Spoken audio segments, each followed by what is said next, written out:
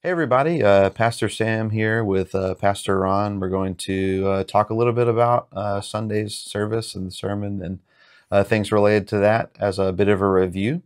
So with that said, Ron, you had a topic you want to discuss with me? Yeah, well, I was just I missed I wasn't alert in connecting John 15 with the Second John passage, with the second chapter of First John, and I just was interested in the way the word abide comes up in both of those places. And in the first place, in the gospel, it's in the aorist tense, which is an action in the past, which continues today. But then in the passage in First John, it's in the active tense, where I have to do some acting, and that's been very interesting to me to consider. Yeah, we see that quite a bit in the gospel sometimes where Christ inaugurating like the new creation, the heavenly kingdom coming in. He is talking about a reality that will be true of Christians in the future. And in Jewish conceptions, when they say something will happen, it's as if it already has happened because it's so sure that it will come to pass. And that's very much the reality that we live in, where Christ has accomplished all of these things for us. We have this great inheritance to look forward to. Like we are sons, we are priests, we are a holy nation. And part of our task of obeying in light of Christ will be using the power that he gives to us to live consistently with those realities that he's brought to us.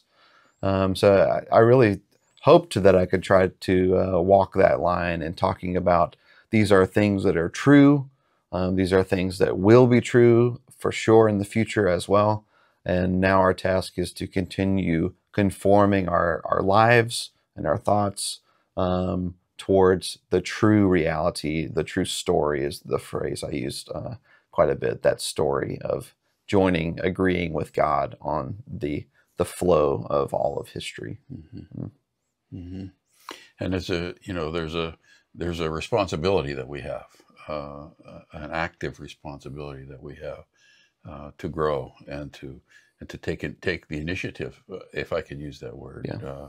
in seeing God's presence become stronger and stronger in our life and living that out. And that maybe that's a part also there where you get in a couple verses into the third chapter there, where he talks about being children of God. Yeah. What an amazing thing, what if I could be a child of Bill Gates, or if I could be a child of Einstein, or what difference would that make in my life? And here it is, I'm a child of God. How amazing that is. Yes. I was reading something recently about just the reality that God watches the sparrows to such an intimate degree. Like Jesus gives us an exhortation to not worry about things because God cares so intimately about them. How much to a greater degree does God want to take care of um, our initial problem of sin?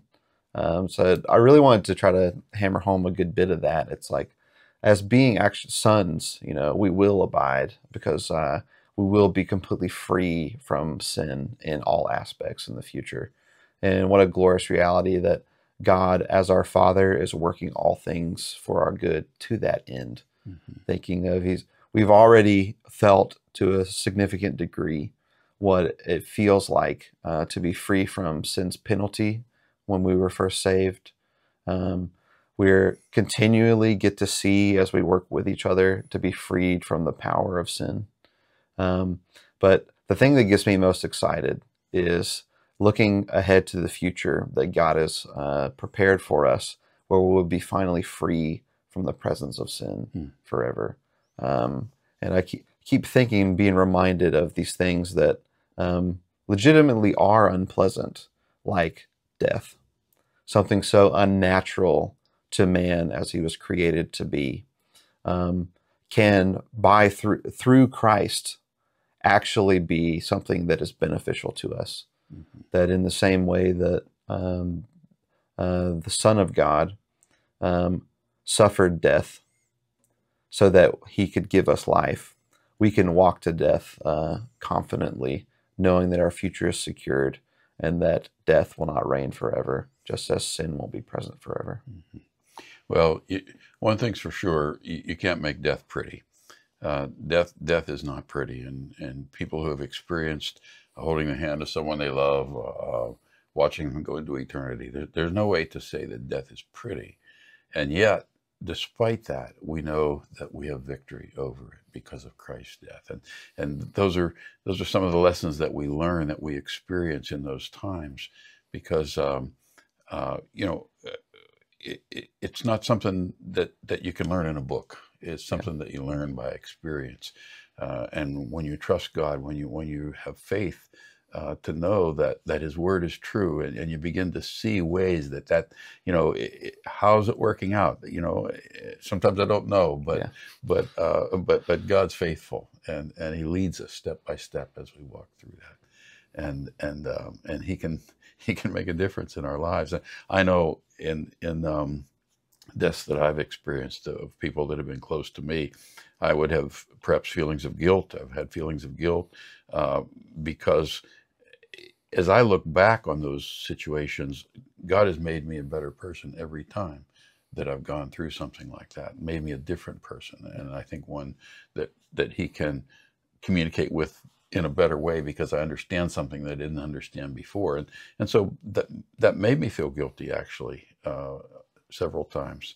But it's so neat to see something that's so horrendous and so agonizing and so utterly worthless, so harsh, and yet how God can turn that around and bring glory to His name through that. Yeah. I'll be introducing a song with the choir this coming up week that wrestles with some of these issues, called Christ Our Wisdom. And the first verse of that is especially Christ Our Wisdom, we are humbled when you hide your ways from us, is the opening gambit there. And it begins to exposit ways in which we thought things that would not produce good in us, because some of them are actually bad, are actually intended by God for the ultimate good of our souls as His children.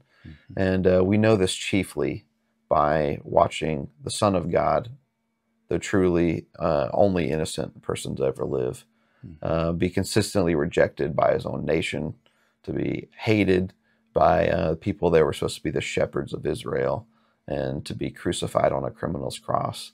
If God can use that to bring many sons to glory, He can use many, many other unsavory things. He can redeem them. And that's our only hope, because it is certainly true. We shouldn't think that just because we will win the victory that Christ has won for us when we die, that death is something natural to man. It is certainly not. It is a truly unnatural friend to us now. It will reign until Christ returns. The final death, the final enemy to be destroyed, is death. But we can know that even in the throes or the pangs of death, as we walk toward, kind of through the mist towards that, that our Father is guiding us all the way. But well, thanks again, Ron. I really appreciate you sitting down with me and us having a chat about some of these things. For those of you guys watching or listening, we hope this was at least an interesting conversation, a meaningful reminder of some of the things we hope to exhort you with this past week. We'll be praying for you this week that you would glorify God, that He would keep you, make you more holy to Him, more lovely, continue loving Christ all the more. And we look forward to worshiping with you again this coming week. But that said, we'll see you later, guys.